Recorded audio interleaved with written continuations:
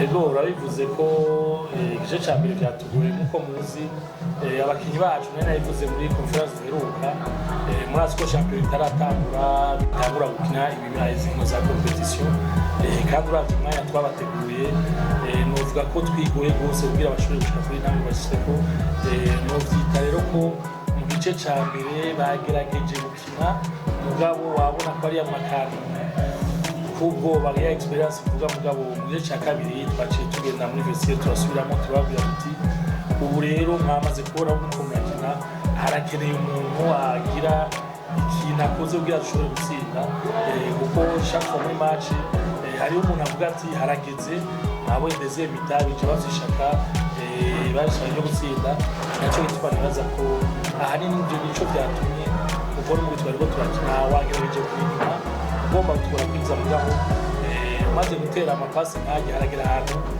mu muri ko murakina ugatinduka ruhama abonye ko baje baragwa ibazira hanini ngo utamenyerana turacarondera cohesion n'ubu tubandanya dukorera kuri ivyo kugira ashobore gutumiriza n'uzubiki. Kocha ambao amepatikana kwenye kipindi cha Dar es Salaam, kipindi cha kwanza kama vile kipi ambacho umepatikana katika kipindi cha kwanza? Kwa kweli tunasema kipindi cha kwanza kilikuwa kigumu juu ya nini? Ni sababu ukiangalia hapa kwetu tulikuwa tujaanza ligi. Wachezaji wako mwa tunaita pre-season wanaangalia wanatafutisha mitimu.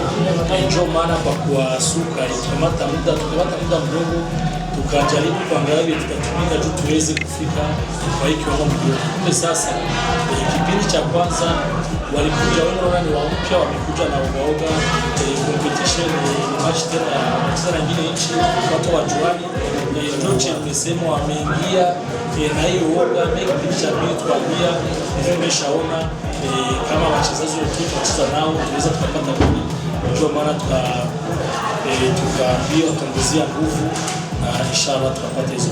Labda ushindi huyu unakupa sura kwamba Juba mnamo mmoja utafanya vizuri na utaendelea. Hii ukipata ushindi kwa mechi ya kwanza kama hii ni ushindi mzuri.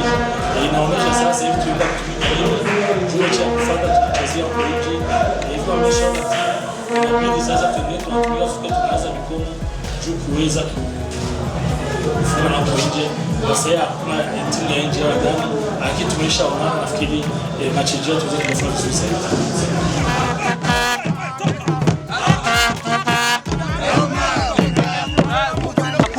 Inamba fans no musi umugusega gihu inamba mugamo je gusinda umugwi insekura gihu wa Sudani y'Amajepfo ibisindo biri kubusa insinzi y'uno musi mwakire gute muri rusangi muri rusangi nk'abafana b'inamba mu rugamba intamba fans insinzi y'uyu musi tuyakiriye neza cyane twategezwa kunezerwa iyo dutsinze uko tuba abafana bagize umwuga kuvuga ngo turanezerewe cyane ko inamba mu rugamba zitsinze ukuntu mubona umugwi uno mwaka w'umugwi w'abakinyi bakina hano mari mufisi ikizere yuko ushobora gusinda umugusegero wa Sudani y'Amajepfo. Ego twari dufite ikizere ko dushobora gutsinda vraiment Sudani y'Amajepfo uko turavye abakinyi bacu namba mu rugamba n'abakinyi bakina neza batembereza agapira neza hasi ukuvuga ngo twari dufite ikizere ko dushobora gutsinda uko twitegereje abakinyi turabona ko ari abakinyi bameze neza bazi gukina ukuvuga twari dufite ikizere ko bashobora gutsinda ni navyo badukoreye turanezerewe cyane.